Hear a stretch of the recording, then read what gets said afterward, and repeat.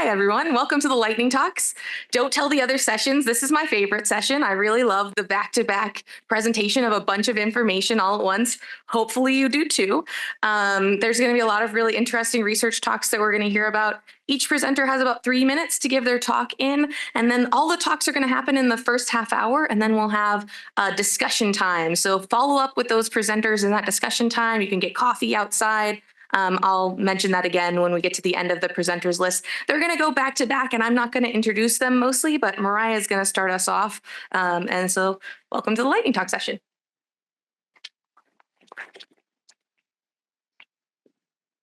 What's up? How's it going? Let's see. Where is advanced? Okay. What's it mean to be a good AI developer? Or, okay, imagine we're all in a car together and we're headed towards wherever the real future of AI is going to be. Who's driving?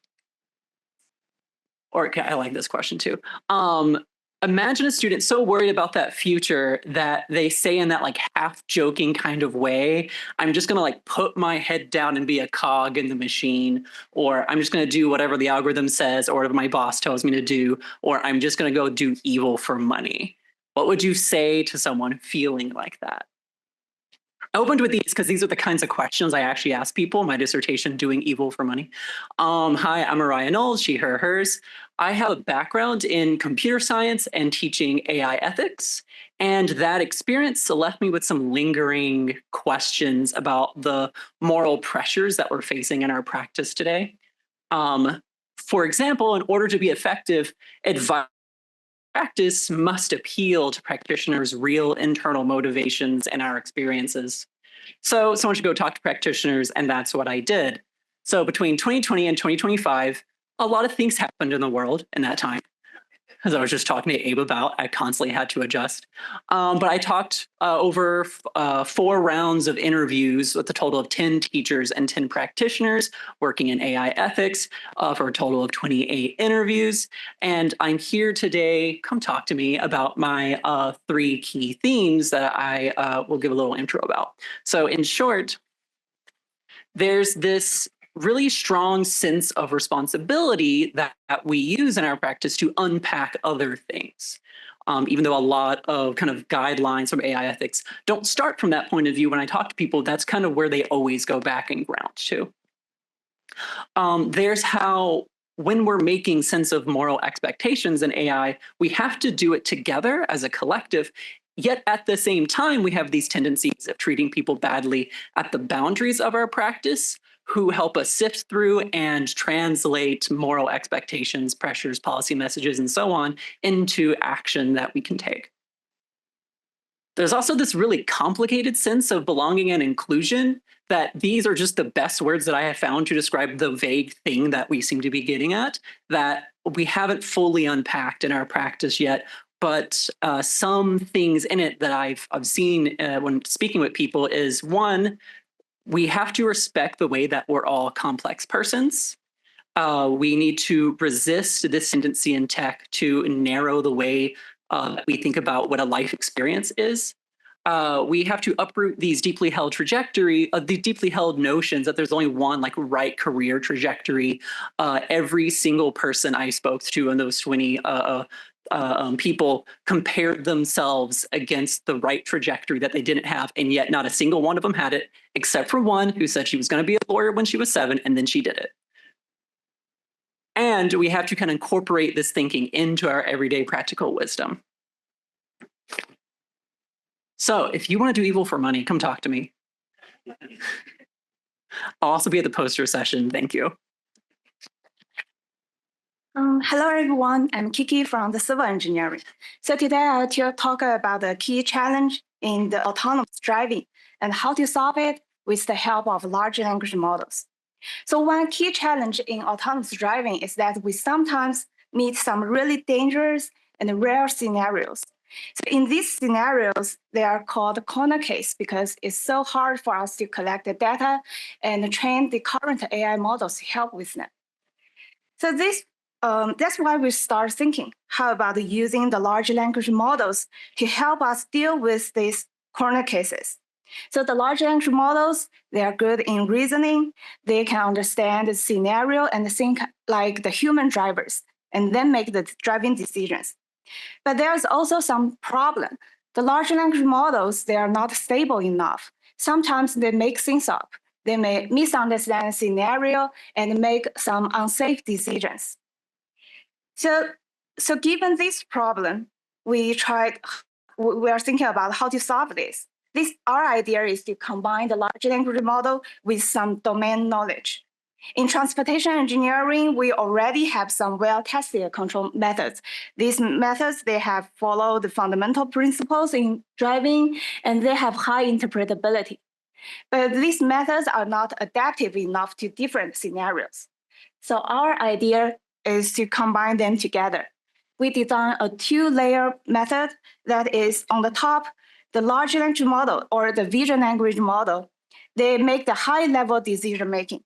They are given the scenario captured by the vehicle camera and some information collected about the driving scenario, and then make some decisions about the best parameter we use in current situations of driving. And then the lower level, the MPC controller is a widely applied vehicle control model in autonomous driving.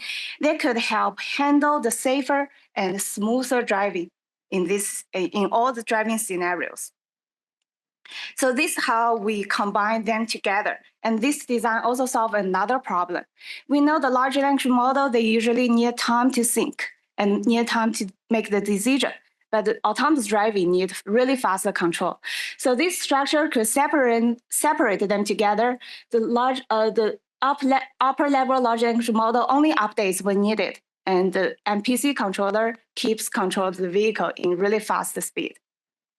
So this is our approach to connect the best parts of both large language model and MPC controller.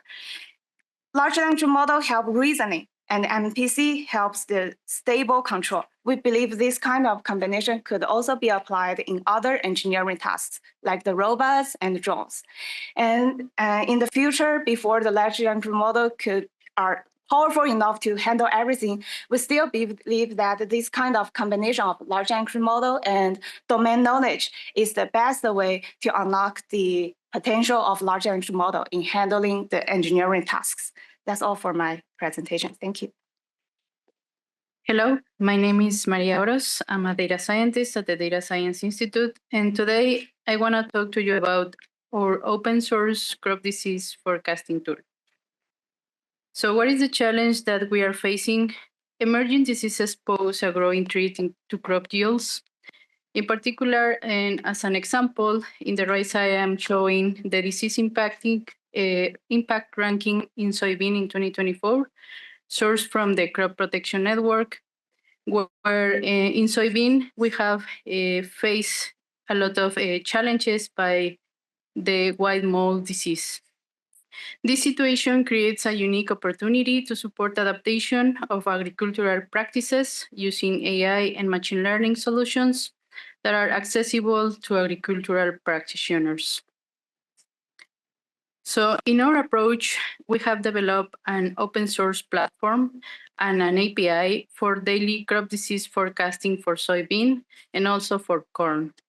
In the right side, I am showing how our app looks like, where we are showcasing for each Mesonet weather station how the white mold disease looks like in terms of the risk of having this disease for this location, and for any selecting forecasting date. There are two options to choose the location. One is the option to choose the Mesonet weather station, but also there is a custom option to pin your own location within Wisconsin and showing the trend of the diseases for corn and for soybean. Our app shows not only this dynamic map, but also a summary of the trends on weather and risk for the given forecasting date. It allows you also to download reports to showcase and to summarize the risk that you are choosing by this forecasting date and disease. In summary, our app offers a custom application with dynamic maps and weather trends visualization. It also enables a seamless integration with existing systems via API. Our code is open, is available under MIT license. This is how our API is up and running. This is how it looks like.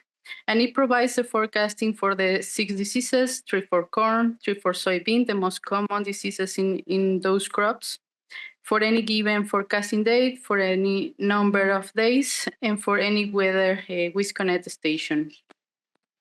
So in summary, there is a barrier of complexity of models that we can deliver to the masses. This code and tool help remove this barrier.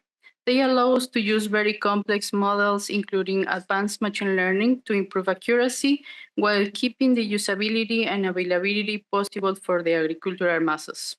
This is my team. We are collaborating with Damon Smith Lab, with the Wisconet team, with the Open Source Program Office, and the Data Science Institute to discuss ideas on how to leverage this solution on crop disease forecasting. Feel free to reach out with us, and thank you very much. Hi, everybody. I'm Nick Keuler, manager of the Statistical Consulting Group on campus, and I'm here to talk a little bit about how our group can improve your research. So who are we? We're a collection of staff and graduate students in the statistics department with expertise in supporting quantitative research. We can assist with all aspects of the research process, from grant writing to addressing reviewer comments and everything in between. We work collaboratively, aiming to teach you what you need to do, not do it for you. We work via fee agreements. Interested parties draft a contract with us, then we invoice at an hourly rate at the end of the agreement period. We currently have agreements with several schools, departments, and labs on campus, but are open to working with anyone, including people that are not part of UW. More on how you can collaborate with us will be shared at the end of the presentation. So I just want to give a couple examples of what we've done in the past.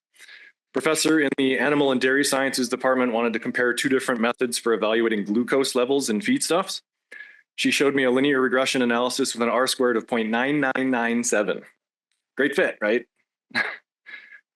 Well, turns out we looked at the residuals and the relationship was not linear, but in fact quadratic. So even with the very high R-squared, it wasn't predicting as well as it could have. Up until our collaboration, everyone in her discipline assumed a linear relationship, but fitting that quadratic improved the predictive ability immensely. So you don't know what you don't know, and our expertise can make the difference. Professor in the School of Veterinary Medicine, in collaboration with Milwaukee County Zoo, sought a way to determine the sex of Humboldt penguins without a costly blood test. Using data on a wild population of penguins, we built a logistic regression model using length and width of beak and length of wing as predictors, and we were able to predict the sex in 87.7% of cases. So here's just some things that people we've worked with in the past have said about us. Statistical Consulting Group has been critical to the success of my laboratory's research. Their friendliness, skills, expertise, and total professionalism have enabled many of our papers, including high-impact papers showcasing the best of the Wisconsin idea. That's from a professor in botany. Staff member in plant pathology says, with the help of the Statistical Consulting Group, I was able to achieve more with my data than I could have on my own. A PhD student in bacteriology says, statistical consultations ensure that our research gets reviewed by a statistician before publication, which is crucial for maintaining the quality of our work. And finally, a master's student in soil science says, the knowledge I have gained in 1 hour of working with them is equivalent to months of a high-level statistics course. This is an invaluable resource. So if you're interested in collaborating with us, let's talk. For more information or discuss a possible agreement, you can email stat.wisc.edu or go to stat.wisc.edu/statistical-consulting. I'll also be around after the session if you want to talk to me about anything. Thank you very much. Hello, everyone. My name is Cainã, postdoctoral data scientist here. And I'd like to start this presentation discussing 3 possible scenarios. So the first scenario, we have Matt, a data engineer who needs to update the database schema for the next release, but which tables and columns can he safely update without breaking downstream pipelines? The second scenario, we have Alex, who is a business intelligence analyst And she realized that her dashboard is slowing down as database grows. How can she pinpoint which tables are overused, which columns can she is truly essential for the report? And finally, I have Mariah, a data scientist who just joined the team, and she's facing reports with lots of SQL files without proper documentation, with a database of over 300 tables, and how she should even begin start working with it. So we have a common challenge here that's understanding the database dependencies, which is a manual process, error-prone, and time-consuming. So what if we had an intelligent, fast, and automatic way to list database dependencies? That's why we have developed SQLDeps, a Python open source package for leverage the contextual power of large language models to extract database dependencies, meaning tables and columns that must exist before the query execution, and also outputs, the tables and columns that are generated or modified by the script. All of that while ignoring temporary artifacts like common table expressions, temporary tables, and so on. Here we can see the model in action. So in the left panel, we have SQL file example, where you can see the table dependencies in red, some table outputs in yellow, a table that's both a dependency and output in purple, and temporary tables in gray that should be ignored in the final result. So in the right panel, we see the output of the model who correctly identified all tables and columns it's supposed to identify, and have also tested a lot of annotated examples, varying the complexity, and the model is working quite good. So this slide shows some key features of the model. All of these present in the documentation, so I'm linking it in the final slide, so you can take a look at it. So let's jump to the next one, where I show you real-world use case for the package. So we have applied for a particular project, and we are able to identify the most common tables and columns, the relationship between them, and even columns that they didn't even know were important for this project. That's it. This is available online. You can try it yourself. Let us know about your experiences. And yeah, thank you so much. Hello, my name is Adam Huffman, and we had a conundrum of how to evaluate open-ended comments from over 400 course sections every semester. And so to tackle that, we looked at using BigQuery's AutoML, enabling us to query a model, in our case, Gemini, in a SQL-like structure, where then we were able to ask Gemini to help us pull out themes directly from the course comments, and then provide them in a reporting solution where you can search by the course section to get the themes that were brought about from the open-ended course comments from those students. We're a tag team, obviously. I'm Ron Kramer, Director of Teaching and Learning at the School of Business. So how did we use this information to the improvement of teaching? We take the thematic analysis, we pair it with the quantitative scores. That gives us the start of the story, but it's a much more holistic approach that we take with this. Perhaps it involves looking in on Canvas courses to see how instructors have things organized. What tools are they using? Is it easy for students to navigate through? We talk with our partners in the school, academic advising, success coaching, people in the program offices who can tell us what students are saying about particular courses, programs, or instructors.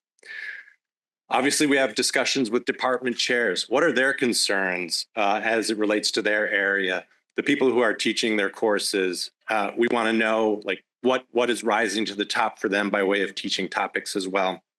We always, our main business is consultations with instructors. We're always meeting with instructors to talk about, what did you learn from your course evaluations? What resonates with you? What areas might we assist you with? And that may lead to a potential classroom observation where we come in, we have our own framework that we talk through with the instructor, and then we can have some comments and feedback on their methodology. What does it all add up to? Well, we're able to identify and elevate teaching topics and then develop programming for those topics, workshops, webinars, online resources. We're also able then to identify faculty champions, people who are doing a particularly good job with, say, student engagement or feedback or authentic assessments. And we can have them help lead the conversation in communities of practice within the School of Business and help to kind of move forward with that conversation.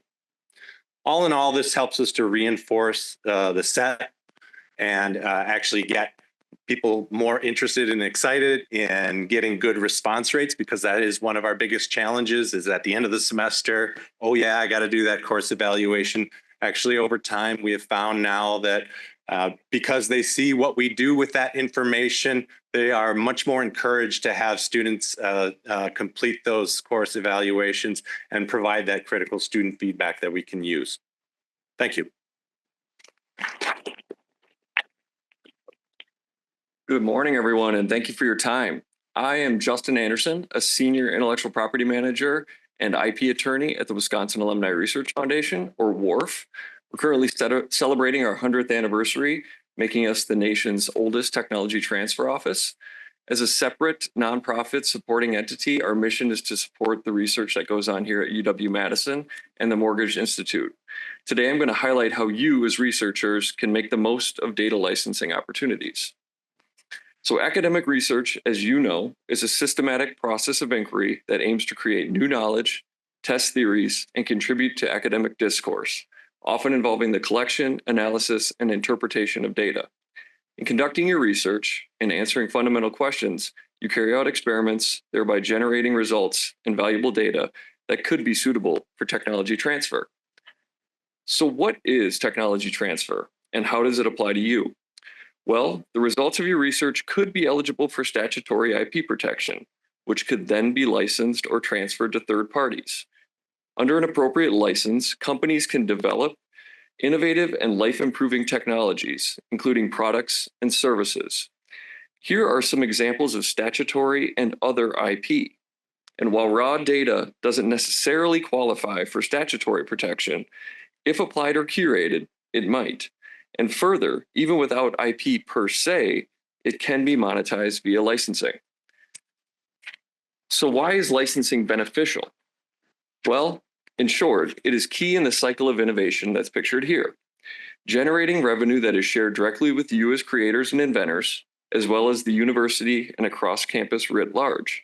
Said differently, these returns can be used to support further research and projects in your lab, department, or college.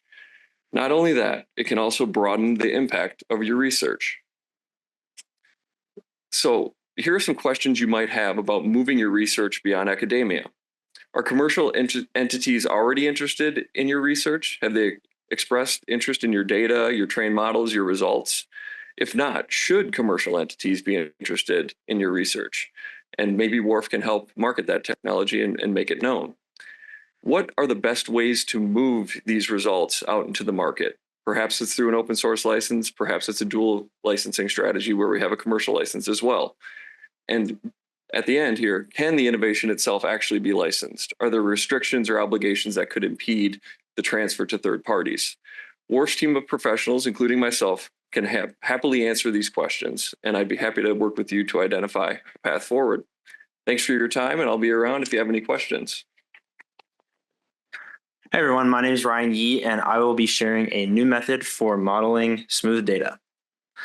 So to illustrate our new method, I am going to go through an example of estimating field goal percentage in the NBA.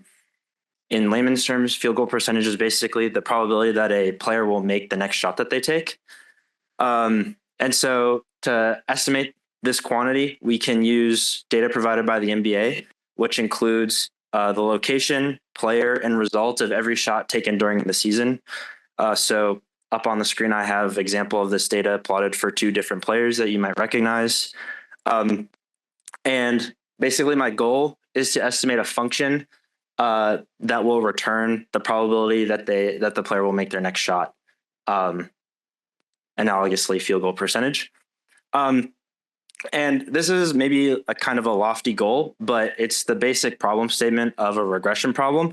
So we can use, typical regression techniques to solve this. A natural sort of solution might be to use a regression tree method. Regression trees are really good at modeling nonlinear data and doesn't require much pre-processing to get started. However, when we use like a typical regression tree method on this problem, we get some sort of puzzling results. For instance, if I can draw your attention to the graph on the right near the free throw line, the field goal percentage we estimate for this player goes from like well below 50% up to well above 50% and then back below well 50%, all within like a very short range. And the reason we get this behavior is because regression trees typically output constants in their leaf nodes, which corresponds to us approximating the target function with a step function. And step functions just don't really respect the fidelity of the problem that we're working with in this instance. And so what we did is we modified the regression trees to output smooth functions in the leaf nodes. We achieved this smoothness by replacing this constant output with the output from a single layer neural net. And we find that when we apply that to this problem, we improve the predictive results significantly. And we also just get much more intuitive sort of results visually. And so the key takeaway I'm hoping that you take from this is that RidgeBart, which is what we call our new method, is really good at targeted smoothing problems. Targeted smoothing problems are problems where one or more of the covariates you're interested in are smooth with respect to the response. So some examples are injury recovery, disease risk, pollutant profiles, treatment effects, estimating these things. We are working with people working on some of these problems. And yeah, so if you found any of this interesting, we have a paper out that goes more in depth into the computational efficiency of our algorithm and also some theoretical guarantees about the results. And the last thing I'll say is if you're working on a targeted smoothing problem and you'd like to get help set up using RidgeBart, please feel free to reach out and we'd be happy to help. Hello, everybody. My name is Izzy. I'm a recent UW grad, and I'm currently a web developer with Wisconet. How many of you have heard of Wisconet? Can you raise your hands? All right, great. So Wisconet is the Wisconsin Environmental Mesonet. So a mesonet is a network of weather stations, and currently Wisconet has 58 throughout the state of Wisconsin. So you can see on that map the location of all of our stations, and we're hoping to have 80 by the end of the summer, which is very exciting. So these mesonet stations collect data every 5 minutes. So there's also a photo of one of our mesonet stations. That is the Verona mesonet station, so very nearby. And these mesonet stations collect data on air temperature, relative humidity, wind speed, wind gust, wind direction, solar radiation, barometric pressure, total precipitation, soil temperature and moisture, leaf wetness, and canopy wetness.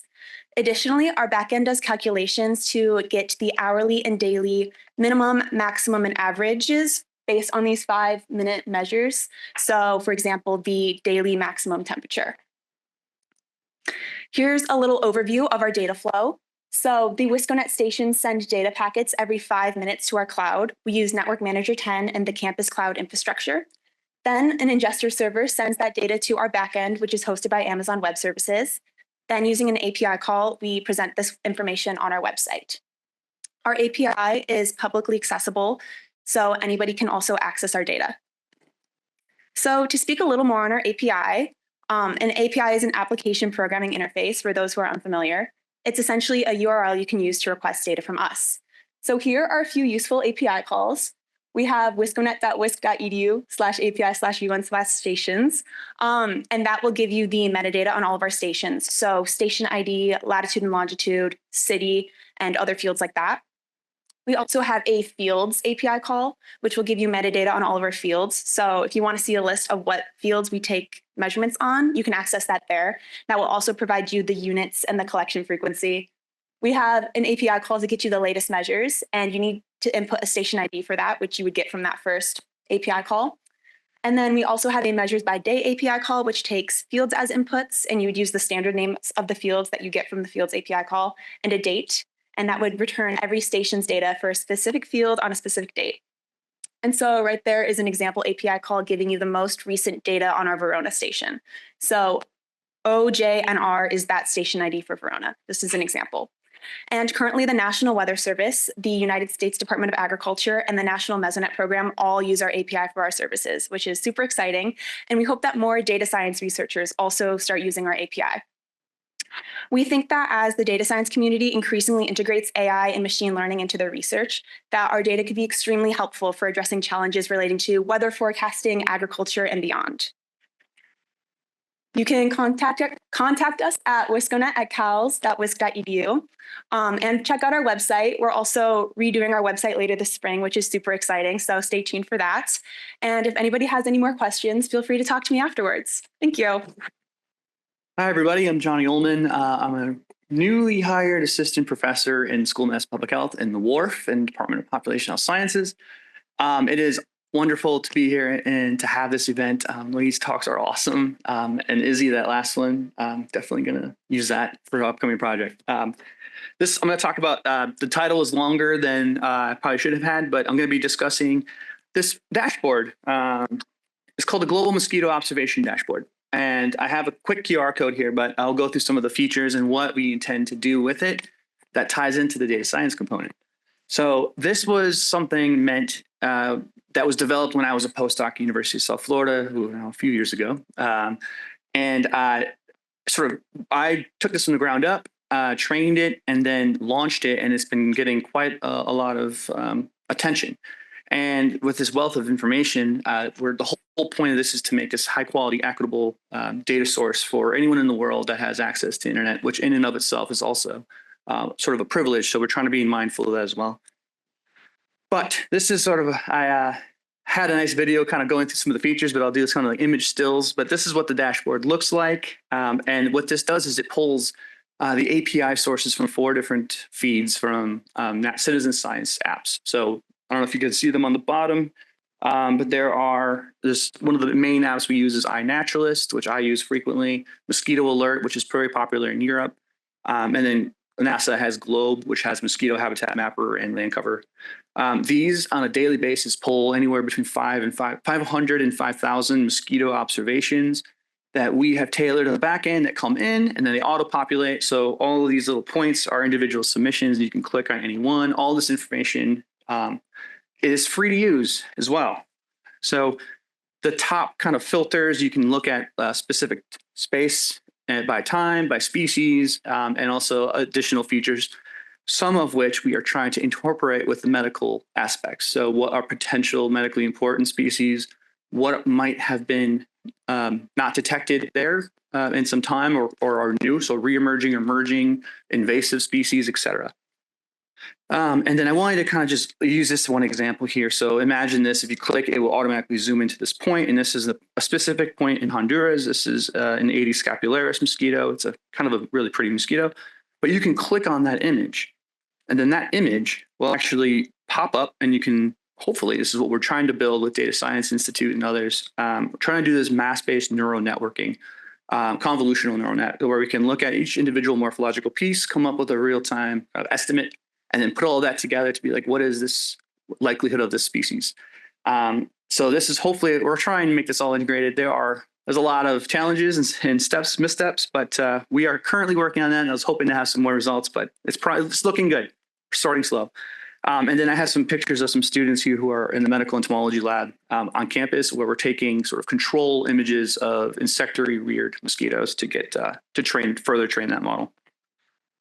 Thank you. Hi, everyone. So I'm going to talk about a study that we finished up data collection about a year ago. And this is in collaboration with Brooke Ammerman, who's over in psychology, whereas I'm in the Center for Healthy Minds. Our goal is really trying to model momentary suicide risk. And to do this, we collected screenshots from participants' smartphones. So every 5 seconds that their phone was in use, we collected a screenshot. This got uploaded to our servers.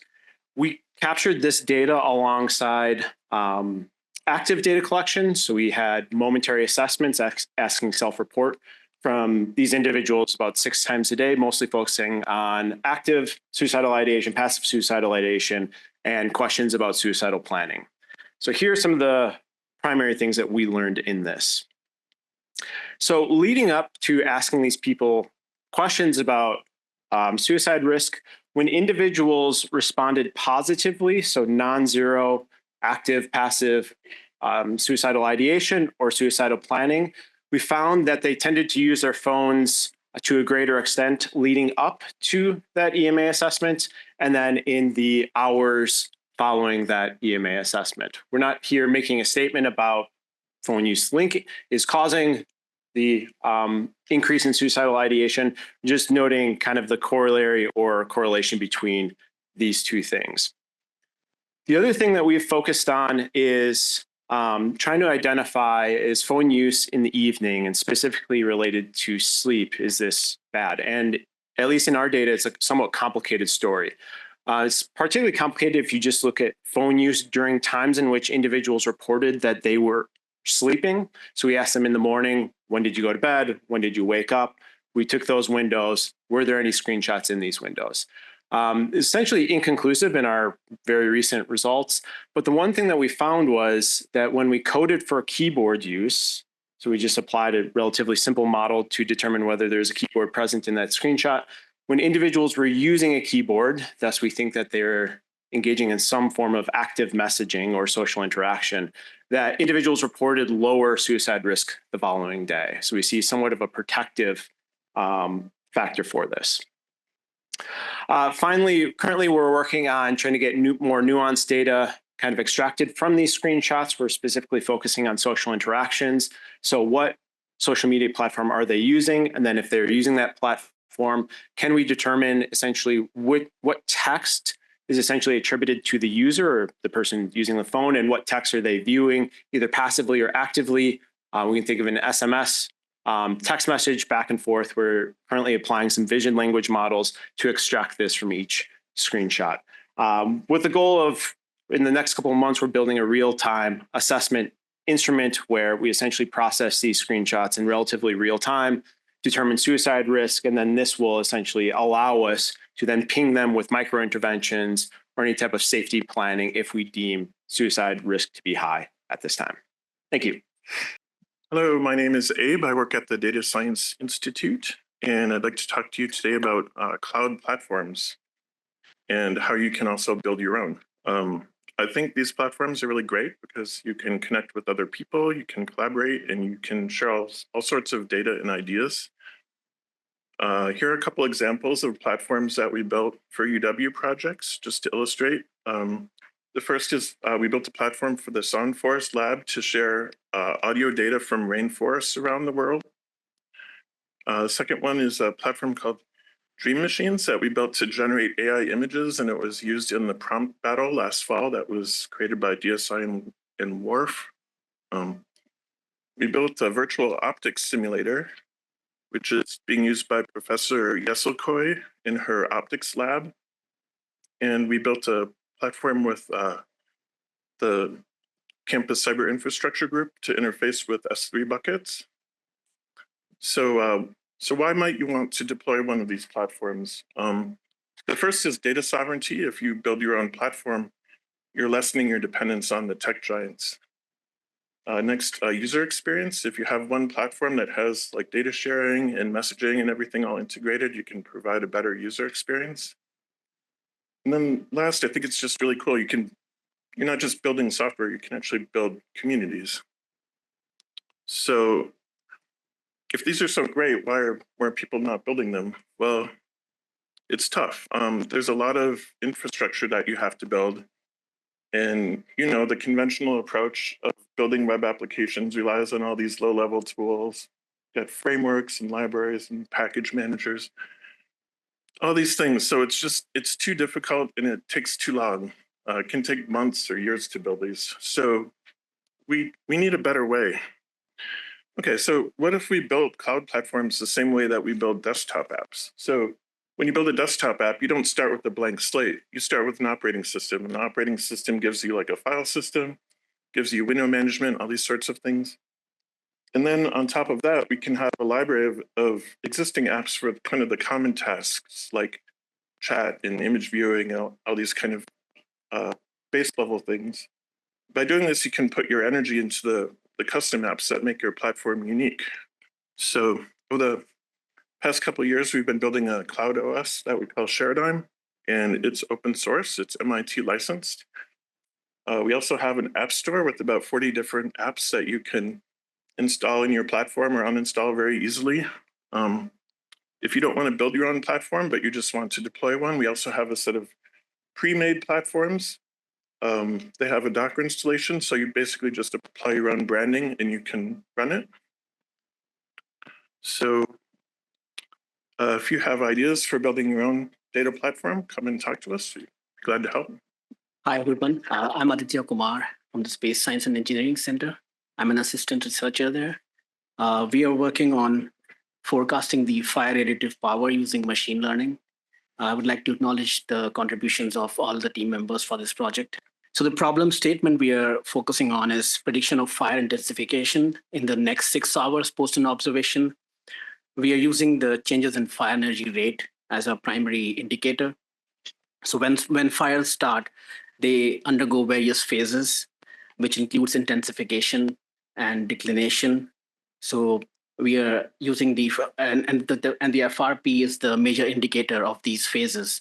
So we are using the FRP here, and the metric we are focusing on is the max FRP and the current FRP ratio. The max FRP is defined as the maximum observed value in the next 6 hours, and if this value exceeds 1, it's an intensification phase, and less than 1 would be a declination phase. So the machine learning algorithms we are focusing on are primarily decision tree-based algorithms. The specific algorithm we are using is the random forest regression. Our goal is to capture relationships between the FRP changes and the major factors that affect these phases. For example, the FRP changes are dependent on the meteorology and the biomass available. So currently in the version 1 of this model, we are only focusing on changes in meteorology. The training data we are using is from a newly developed next generation fire system, which is being developed at UW-Madison at the SIMS and SSEC. This includes project leadership from Brad Pierce, the director of SSEC, Michael Pavlonis from NOAA, and Jason Otkin from SIMS. This is a system which provides high resolution fire observations, and which is ideally suited to this kind of work.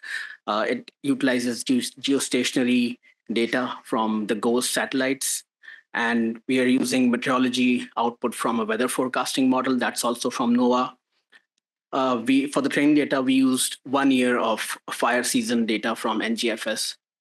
The model results are shown here.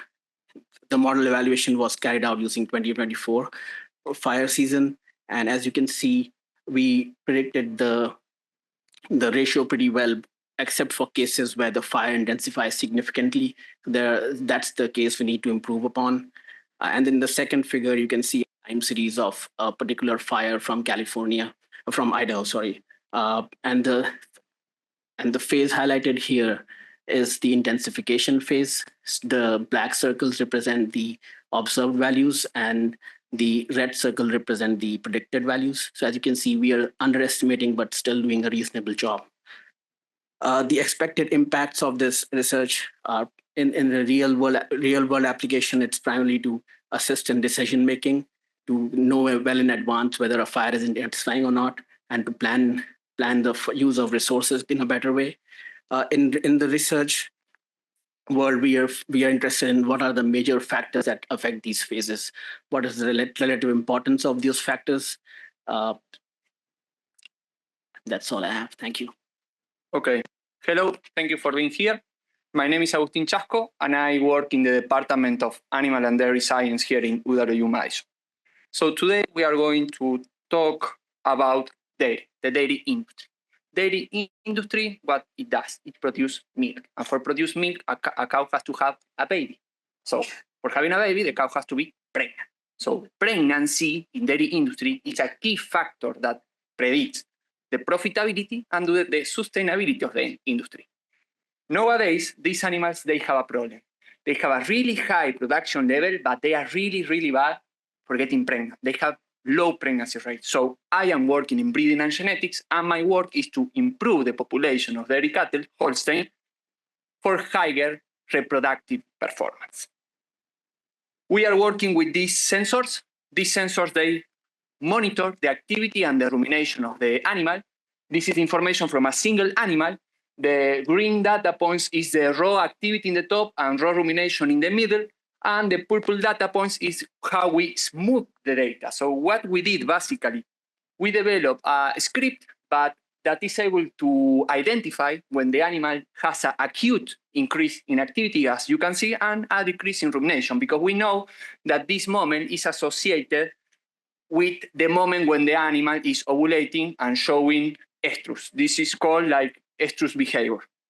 So once we can identify this behavioral change, the most important, because we want to select for higher behavioral change, is validate these changes with the probability of pregnancy success. So basically here in the x-axis, you have the magnitude of the change, and in the y-axis, you have the probability of pregnancy success. And we are accounting for other predictors for make sure that these vectors that indicate the magnitude of the change are really associated with higher fertility.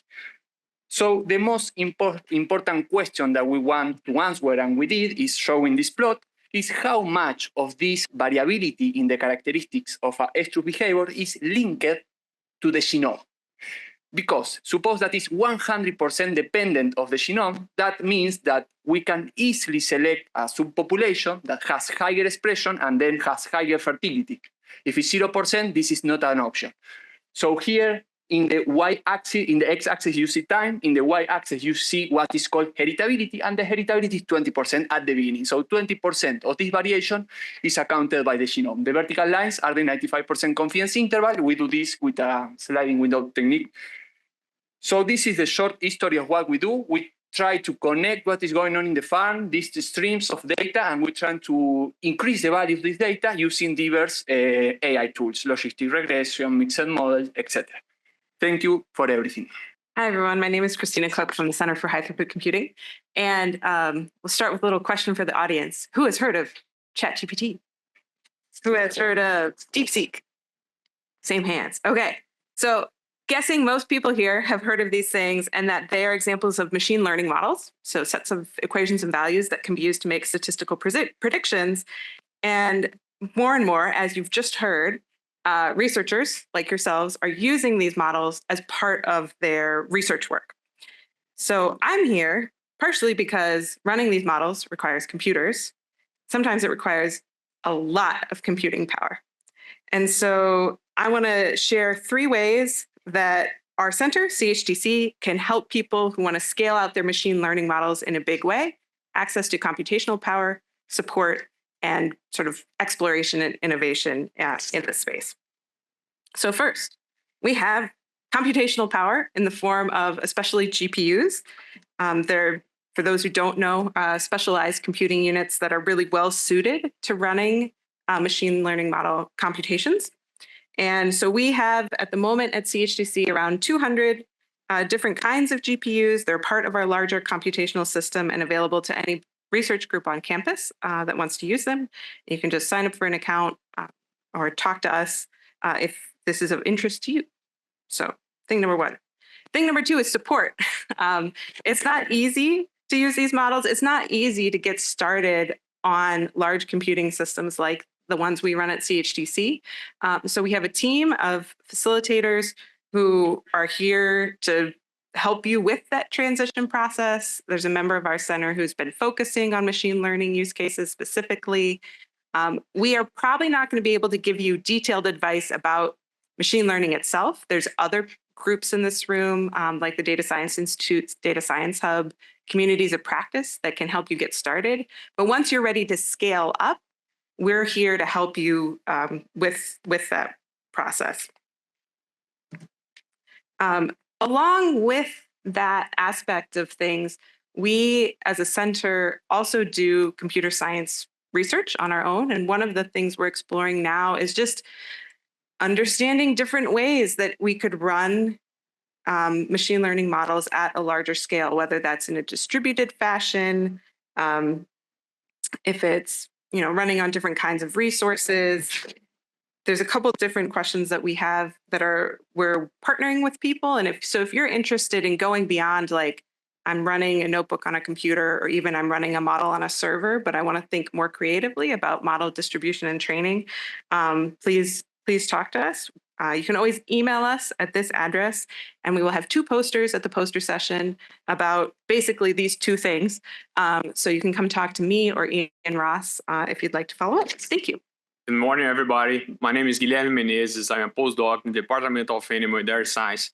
And today we're going to present how can you use drones to estimate body weight in cattle. So as you may imagine, farmers, they have a lot of money investing in cattle. And if I was the owner of these feedlots, probably I want to check the body weight of these animals every single day. But it is not possible because we cannot bring these animals to the scale and weight them every single day. So we need technology in this context to estimate the body weight of these animals.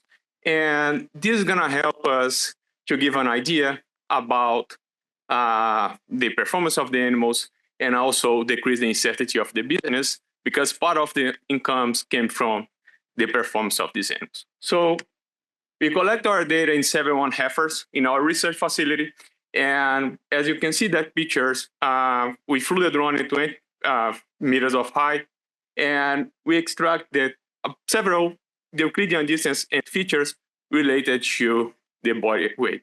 So as when you go to the doctor, for example, the doctor measures us our body shape, and try to understand this relationship with our body weight.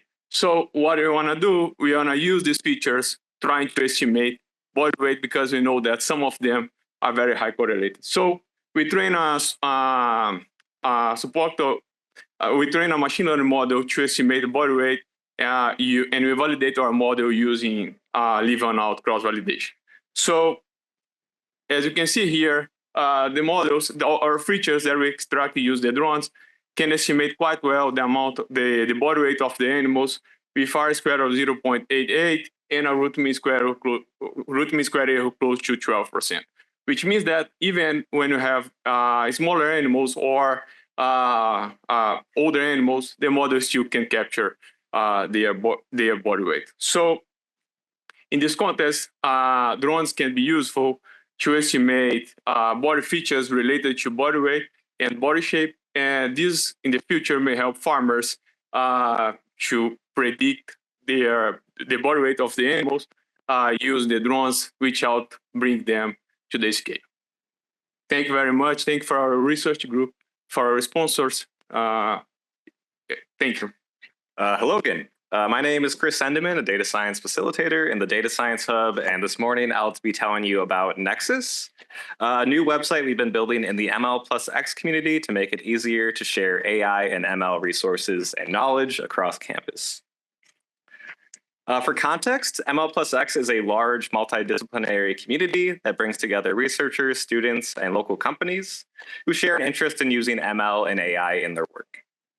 Many of us in this community are not necessarily computer scientists or data scientists, although some are, but the majority are domain scientists who are learning how to use these methods and apply it in their work. We host a variety of different regular events, including hackathons, forums, socials, and workshops to help people learn about AI and ML. And since launching in 2021, we've grown to include almost 1,000 subscribers on our email list. So I probably don't need to tell this room, but clearly AI and ML is catching on and everyone likes it. So to help meet the scale of this demand and to keep a record of some of the knowledge gained through our community's discussions, we launched this website known as ML+X Nexus this past summer. So Nexus is an open source website for crowdsourcing useful ML and AI resources, including open source workshops, recorded talks, documentation for widely used data sets, tools, and different AI tools. The website is actively evolving alongside our community's needs, and it's growing fast. It now has over 40 resources total. So the website is hosted on GitHub, and everyone is welcome and encouraged to contribute. I know there's a lot of AI and ML expertise and knowledge sitting right here in this room, and I would encourage you all to visit the website and post a resource, whether that's a data set you've used in your work, a GitHub library that you found useful, or just a video that you watched on YouTube that you found was helpful for your work. I encourage you to check out the website and begin sharing your knowledge. Thank you. Hello, my name is Buji. I'm a PhD student in the computer sciences department. Have you ever noticed that, despite walking through loud construction sites or even the rain, as you may have done just to get to this building today, your brain is still able to pick out speech during conversations. This phenomena is called the cocktail party effect, and it's been well studied in the neuroscience domain. And it's particularly oriented around the brain's ability to focus on a conversation in a noisy environment. Computationally, we formulate this problem as the speech denoising task, where we present a model and we try to remove unwanted sounds while we retain the important aspects of audio, namely speech. So, inspired by the brain, deep convolutional neural networks have done well to serve to achieve a lot of the functional similarities of what the brain has achieved. But there are large inefficiencies with deep CNNs. For example, the brain operates on just a mere 20 watts of power, whereas deep convolutional neural networks on modern GPUs operate on hundreds of watts. So there's a clear power advantage to the biological implementation. So our investigation is kind of going towards the direction of modeling this functional and operational aspects of the brain. And that's where we use spiking neural networks. Specifically, we're interested in the sigma delta neuron, which emulates the sparse auditory encoding of the ascending auditory path. Now, this was a great starting point for us, but we noticed that a lot of the networks that use this type of methodology have a fundamental gap where they don't model everything about audio processing in the brain. Namely, they don't model the anatomy of your body before sound enters the brain. So the pinna is, an anatomical structure that funnels and collects sound waves before it enters the brain. And a cool thing about the pinna is that it also incorporates spatial cues to allow you to determine where the source of sound is coming from. So by adding in these pinna spatial cues to the input audio, we're able to our shallow spiking neural networks are better able to track noise and remove it, and while preserving the speech. So here I'm showing a few key results from our experiments. On the left, I show just the passive improvement that the pinna provides. And on the right, I show how this performance can be further improved when the transformed input audio is now passed to a downstream spiking neural network. Now, as you'd expect, when speech is in the front and noise is in the back, naturally you get good performance because your ears open forward. And that's reflected in both plots by the bright corners in the bottom right. What's interesting is that this pattern of poor performance emerges in the spiking neural network results located on the co-located diagonal. Now, this matches human intuition because if you think about it, when a dog barks and a toddler is speaking, they're talking from the same area, and it's very hard to distinguish these two. Now, this is pretty interesting because this result doesn't show up in the left hand where we just presented with the spatial cues, which means that our model is able to develop this, and this feature emerges to match human intuition. So in conclusion, we have these models, and we feel like they are a great starting point to create low energy models that, one, reflect human biology and maybe serve as a starting point to explain human biology in certain cognitive tasks. If anyone's interested in hearing more, please find me later on and say thanks. Hi, my name is Raven Chandler, and I am a demographer and rural sociologist with the Applied Population Lab. And broadly speaking, the Applied Population Lab works with academic and audiences and academics in general, and then community partners to help translate data into usable and accessible formats. Most of what we focus on is demographic data, socioeconomic indicators, and health data. Today, I'm going to focus on a few of the geographic or spatial dimensions of the work that we've done. And so first broad category of this work is our health geography.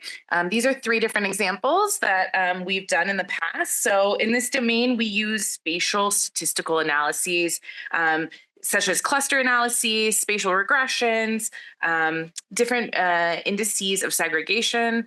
I won't go into all of those because there's 5 different of those we could talk about all day. But we use those to understand health-related phenomenon in various settings.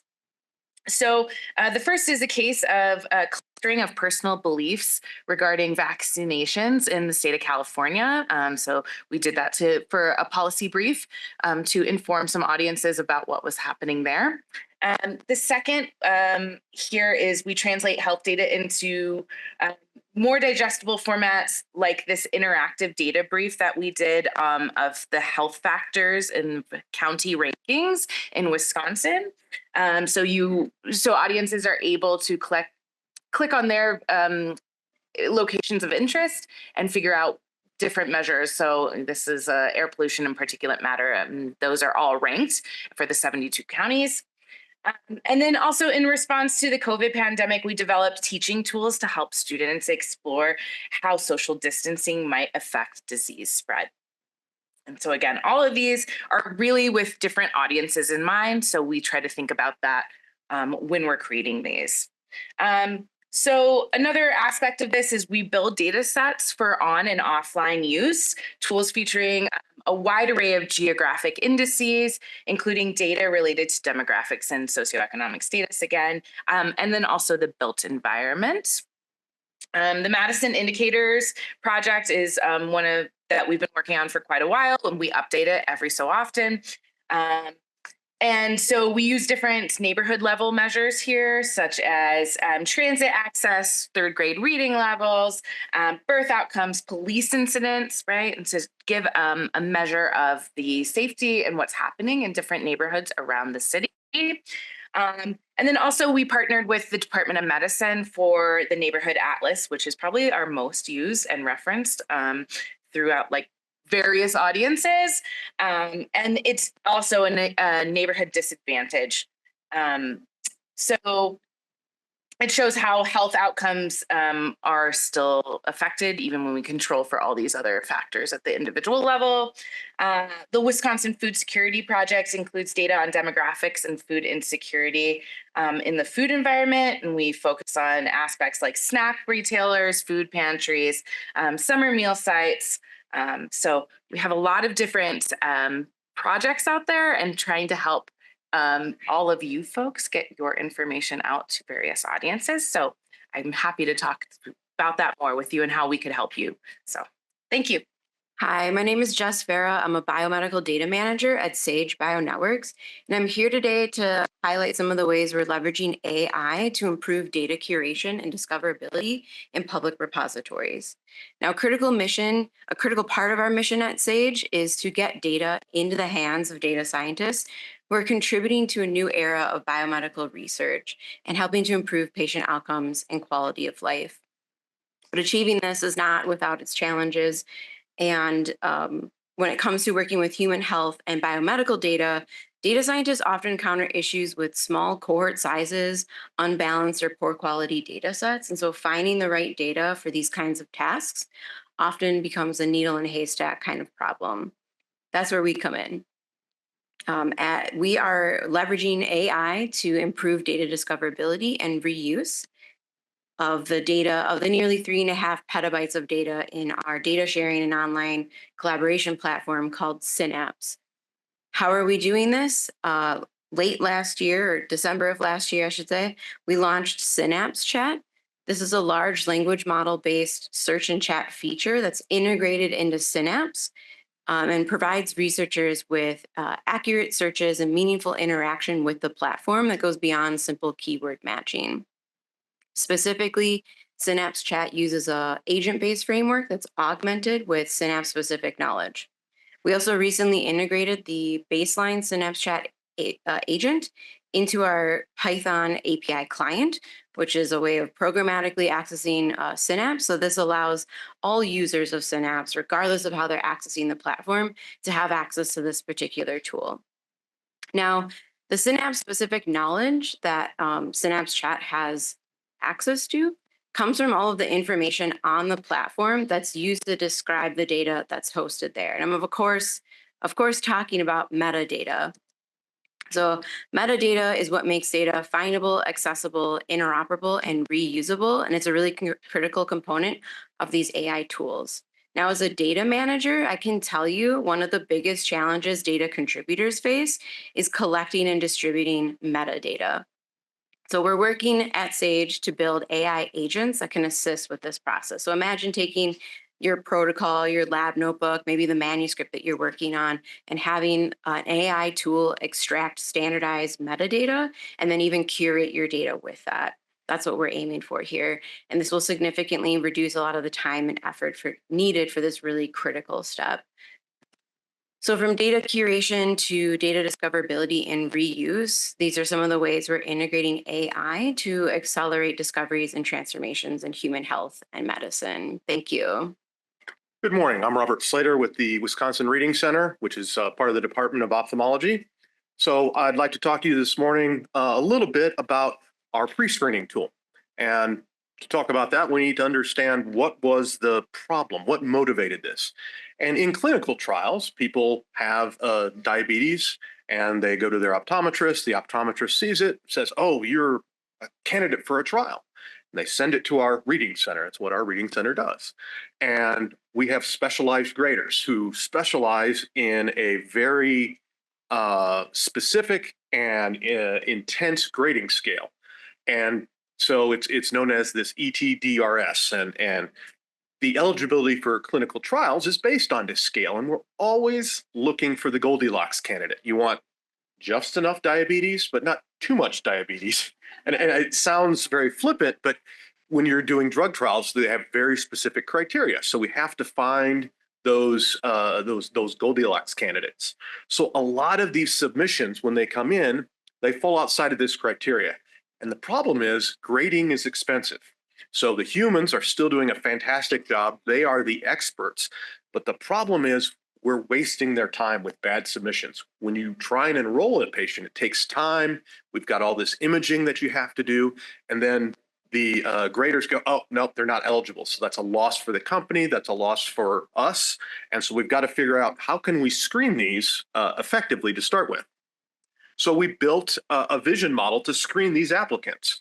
And the idea was if we can screen out the bad ones ahead of time, even at a higher rate, we don't have to be perfect, but the failure rate was about 50%, which was just way too high.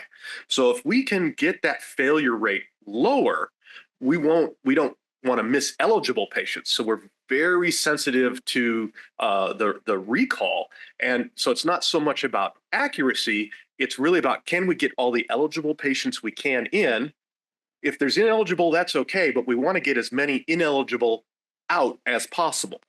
So once we do that, we're not replacing our graders. The graders, when they do this, they train on several images. So we take 7 images of your eye. The AI, we give it 1 because that's what the doctors, when they submit. So we gave the AI a little bit different task. We asked it, can you actually go through and make this judgment based on 1 image? So it turns out, yes, we can. And the goal of kind of screening out the ineligible, and this was actually a 3-class classifier, but the idea was let's get rid of those that we know are really easy to classify, throw those out, and we got our accuracy up to around 70%. So it was a big win for us, cost savings, and very very successful. And so now we've deployed this in our database. So feel free to talk to me after this. And I think this concludes the lightning session. Hopefully you too were inspired by lots of ideas for collaborations and new projects and resources that can be useful for you.